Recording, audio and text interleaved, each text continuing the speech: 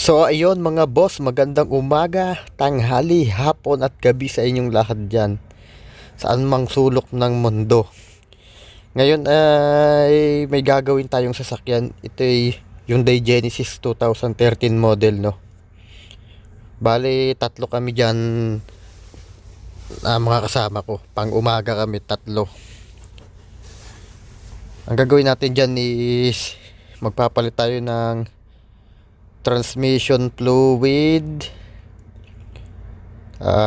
differential fluid sa likod, brake fluid, tapos spark plug, tapos intake manifold cleaning, tapos taspia na rin or engine tune up, throttle body cleaning, injector cleaning, no. Bale, pagpasensya nyo na yung video natin. Ngayon ko lang napansin na parang may alon-alon na ganyan. Kasi naka timelapse siya. Hindi ko alam kung ganyan ba yung ano lang sa Samsung o sa setting. Timelapse na lang natin para hindi mahaba.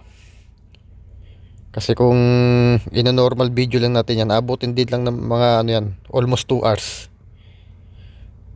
Mabilis-bilis naman gawin kasi tatlo kami. Ayan, tapos na naming, ayun, meron pa pala, change oil. Ayun, sinalinan namin kanina ng ano, langis muna bago paanda rin.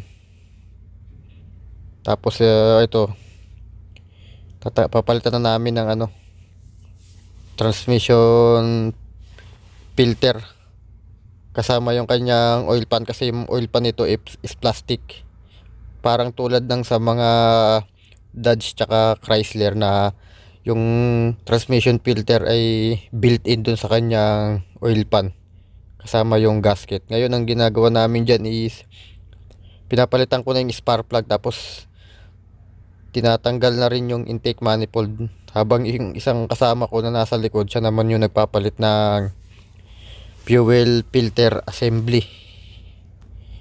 Bali, ang odometer nga lang pala ng sasakyan na to nasa 65,000 lang yata. Parang sabi ng customer, matagal-tagal din daw niya tong hindi nagamit. Pumunta siya ngayong umaga para ipa-check up. At kahit sabihin natin mababa pa lang di yung kanyang odometer, sa tagal-tagal na rin yan, mas maganda rin na rin na palitan na natin lahat ng fluid para at least alam niya na bago talaga. Pati yung air filter element at saka cabin filter pinalitan na rin natin kahit halos bago pa, para talagang kampante yung customer na napalitan niya lahat. Ang hindi niya lang pinapalitan dyan is yung power steering fluid, kasi bago yung power steering fluid niya dahil nagpapalit nga siya ng rack and pinion. Tapos parang coolant pala yata. Ayan yung customer. Tapos huli niya nang napansin na naka-video ko, kaya natatawa siya, mayroon palang video. Mabait naman yung customer namin nung time na yan, kaya tatlo kami dyan kasi yan lang yung customer na dumating nung time na ginagawa namin yan, walang iba. Kaya nakapokus kaming tatlo dyan at mabilis yung trabaho, kanya-kanya ng toka. Bali, ayan, nag-injector ano na kami, nag-setup na kami para sa injector cleaning.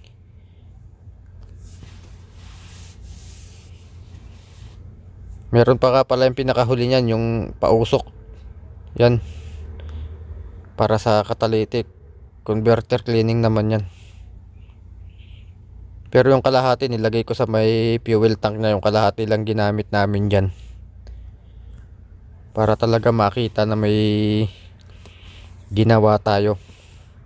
So ayun lang mga boss, na maraming salamat sa inyong panonood, at medyo matagal-tagal din tayong walang upload.